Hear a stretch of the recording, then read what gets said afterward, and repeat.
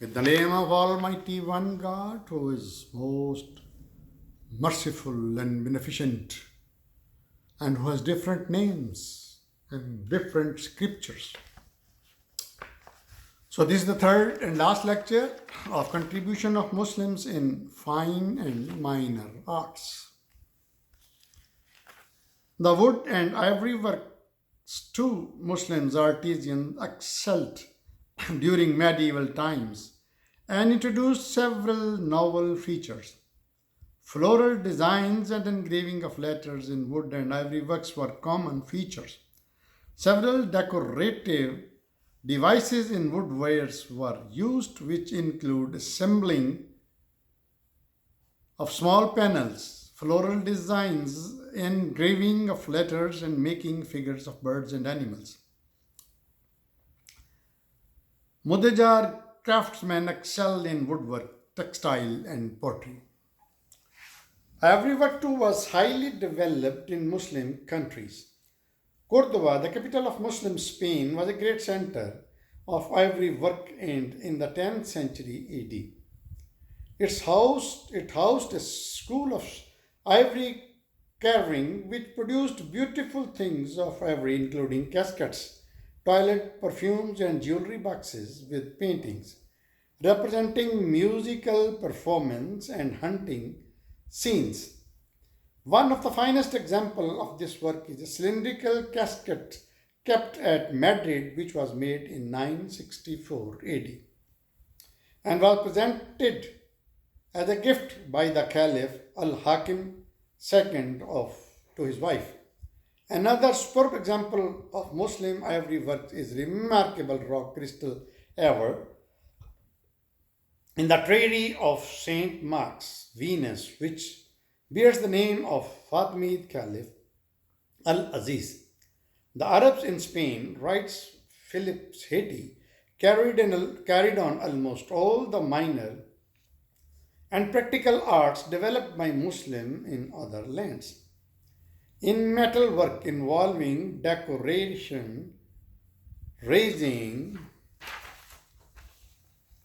patterns in relief or engraving them, inlaying with gold and silver, and inscribing characters. The Hispano Mooric school excelled in the 15th century. We find imitations of this Muslim pottery produced as far as north as the Holland. From Spain, the industry was meanwhile introduced into Italy. Its influence is noticeable in the later Spanish vessels with their Pseudo Arabic inscriptions and Christian heraldic devices. In other forms of ceramics, as well as mosaics, especially tile and blue fanes, the Spanish Muslim school distinguished itself.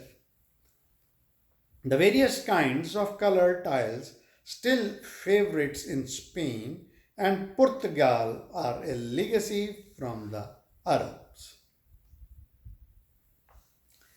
Decorative tiles were used in the walls of floors of building in Asia Minor and Syria. During the 16th century AD, some of the large buildings in Constantinople and the Brasa had their walls gleaming with beautiful tiles with black outlines and colored in green, blue, and red. The Syrian tiles, on the other hand, had floral designs and were distinguished from Turkish tiles. The Kashani tiles, which were introduced into Syria from Persia, were much preferred for the interior decoration of the buildings.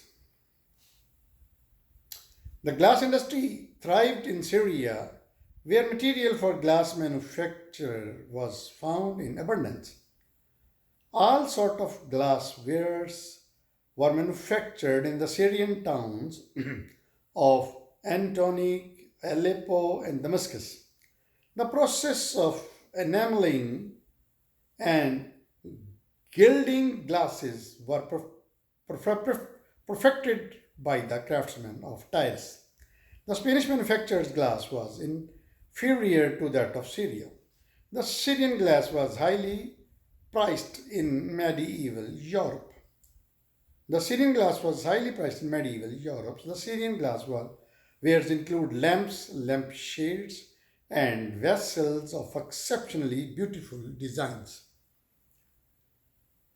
The museums of Louvre, London, and Cairo contains exquisite piece of pottery, glasses, and metalwork wares excavated from the ruins of Fustat and Samarra. The Egyptian and Spanish binders excelled in leather binding, which was later introduced and copied in Europe. The Persians had specialized in the industry of carpet weaving since the days of early Islam. Even during the present day, Persian carpets are considered to be the finest in the world. Hunting and gardening scenes were favored in rug designs. Thus, minor arts were developed to a high degree of perfection in Muslim countries during medieval times.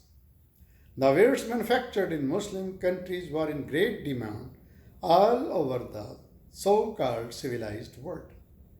Writing in Legacy of Islam, Christopher admits for more than 1,000 years, Europe has looked upon Islamic art as a thing of wonder, at first largely because it was closely associated with the lands deemed the Christian heritage, but later solely by reasons of its own intrinsic beauty.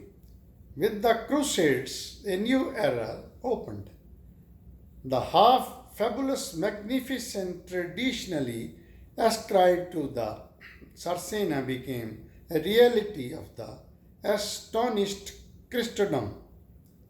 A host drawn from every part of Europe came suddenly into close contact with a social order that in every respect outraged the narrow limits of their experiences. In every activity of life, the reactions of this impact was with alien progress soon became apparent, and in art its results were by no means the least for reaching. As time spent on Italian merchants established direct traffic with Syrian ports, Oriental trades became regularly organized, and all kinds of rare things from Islamic workshops arrived in European markets. These imports met newfound needs around emulsion wherever they went and opened up lines of the development, either immediately or in subtle ways destined to mature in the future. So, dear friends and my listeners, this was the third and last lecture of contribution of Muslims in fine and minor arts. As I always say, they are lost in history, and no Muslims is trying for renaissance of these things in nowadays. Please keep on watching my channel, Dr. Abu Abdullah.